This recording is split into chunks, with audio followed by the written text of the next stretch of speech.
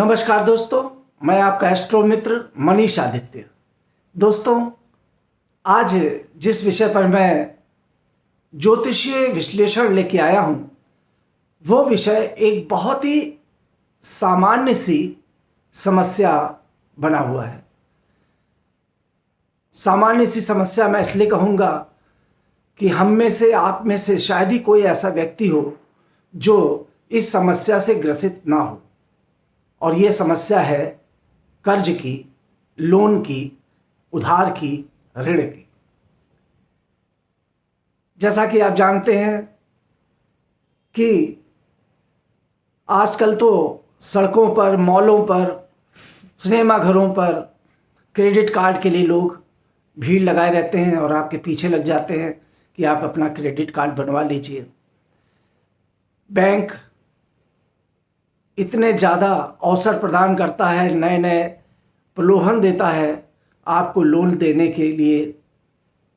और व्यक्ति जो इस समय की त्रासदी चल रही है, कोरोना नामक महामारी से पीड़ित पूरा विश्व है, ऐसे में आर्थिक स्थिति सबकी चरमराई हुई है। तो इसलिए चाहे मकान हो, चाहे कार हो, गाड़ी हो, वाहन हो, स्कूटर हो, मोटरसाइकिल हो, लोग कर्ज लेकर खरीद लेते हैं। परंतु लोन लेकर खरीदे गए उनकी इस प्रॉपर्टी या इस गाड़ी, वाहन या अन्य प्रकार का लोन, पर्सनल लोन जो हम लोग लेते हैं, उनको चुका पाना बड़ा मुश्किल हो जाता है और बड़ी ही विकट समस्या इंसान के जीवन में खड़ी हो जाती है जब वो लोन की अदायगी नहीं कर पा रहा होता है। ऐसा क्यों होता है? व्यक्ति या जातक की कुंडली में ऐसे क्या योग है जिसकी वजह से वो कर्जों से लदा हुआ होता है?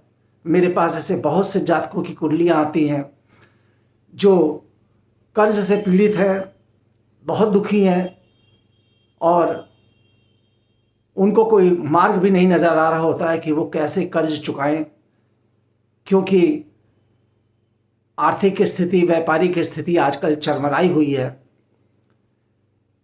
कर्ज लेते समय तो बहुत अच्छा लगता है, परंतु कर्ज चुकाने के समय आदमी मुंह छिपाता फिरता है। तो मैं आपको बता दूं कि जन्म कुंडली में छठा भाव और 12वां भाव कर्ज के लिए, लोन के लिए बहुत ही विशेष भाव है। अगर छठे और 12वें भाव पर कुंडली के पाप ग्रह बैठे हुए हैं और छठे और 12वें भावों को कुंडली के अन्य ग्रह भी देख रहे हैं, छठा भाव और 12वां भाव, छठा भाव रोग, बीमारी, ऋण, हानि का होता है और 12वां भाव हानि का होता है। 12वां भाव, तो इन दो भावों में अगर शुभ ग्रह की स्थिति ना हो और ज़्यादातर इन्हीं दो भावों में ग्रहों की स्थिति बनी हुई हो या उनकी दृष्टि हो, ग्रह पापी ग्रह से दृष्ट हों, ये दोनों भाव पर बैठे हुए ग्रह, ऐसी स्थिति में जब भी दशा, महादशा षष्ठेश की या वैवेश की आती है, अर्थात छठे भाव की या 12वें भाव की जब दशा, महादशा आती है, तो व्यक्ति को चाहे बड़े बड़े उद्योगपति हों, करोड़पति हों, अरबपति हों, वो भी कर्जों में ही डूबे रहते हैं। जैसे आपने देखा होगा कि कुछ तो ऐसे ऐसे उद्योगपति हैं जिन्होंने कर्ज लिया और कर्ज से ही अरबों खरबों की संपत्ति अर्जित की और आज या तो वो जेल के अंदर है या फिर देश से भाग गए हैं और बैंकों का ऋण अदा नहीं कर पाए हैं। गोचर में भी अगर कुछ ऐसी स्थिति बन जाए कि छठ आपकी राशि के या लग्न के छठे या 12वें भाव पर गोचर में कुछ ऐसी दशा ग्रह आ जाए तो भी कर्ज की स्थिति निर्मित हो जाती है। अब अगर आपके ऊपर कर्ज चढ़ा हुआ है बैंक आपको परेशान कर रहा है, या जिस किसी व्यक्ति से भी आपने कर्ज लिया है वो भी आपको परेशान कर रहा है और आप कर्ज चुकता नहीं कर पा रहे, तो ऐसे में आपको क्या करना चाहिए, एक छोटा सा उपाय आपको बताता हूं।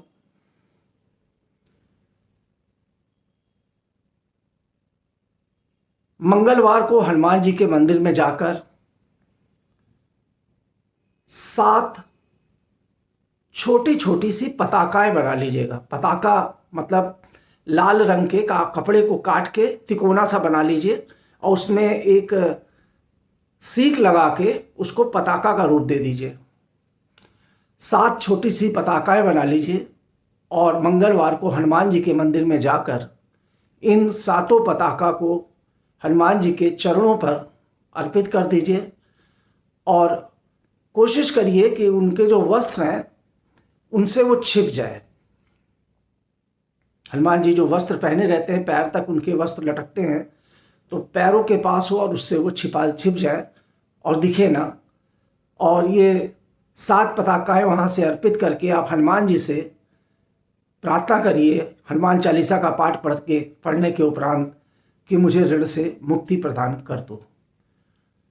तदुपरांत हनुमान जी के मंदिर से थोड़ा सा सिंदूर, जो पत्ता होता है, किसी का कागज़ या पत्ते में लेकर आप अपने घर में आ जाइए और उस सिंदूर को मंदिर में धूप और दिया दिखाने के बाद अपने घर की तिजोरी में रख दीजिए।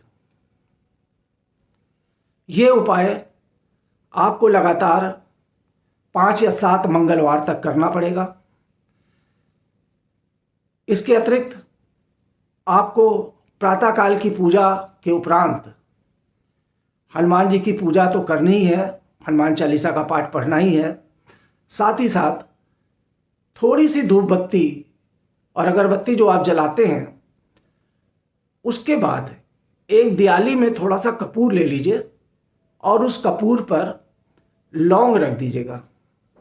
फूल वाला लौंग जो होता है वो 1 या 2 लौंग उस कपूर के ऊपर रखकर 1 बूंद देसी घी टपका दीजिए और उसके बाद उस कपूर को जला दीजिए।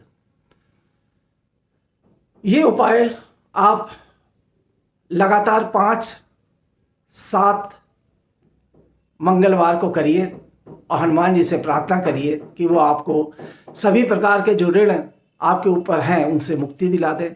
निश्चित रूप से आप देखिएगा कि वो आपके ऊपर प्रभु की कृपा होगी और आपके ऊपर चढ़े हुए जो ऋण हैं उनसे आप धीरे धीरे करके एक एक करके ऋण आपके उतरना शुरू हो जाएंगे। आपकी आर्थिक स्थिति सही हो जाएगी या कहीं से भी धन का आगमन होगा और वो ऋण आपके ख़त्म होना शुरू हो जाएंगे। तो मित्रों, इसी के तहत मैं आज का वीडियो यहीं पे समाप्त करता हूं और मैं आपसे अनुरोध करूंगा कि मेरे YouTube चैनल को ज़रूर सब्सक्राइब करें। बहुत बहुत नमस्कार मित्रों, धन्यवाद।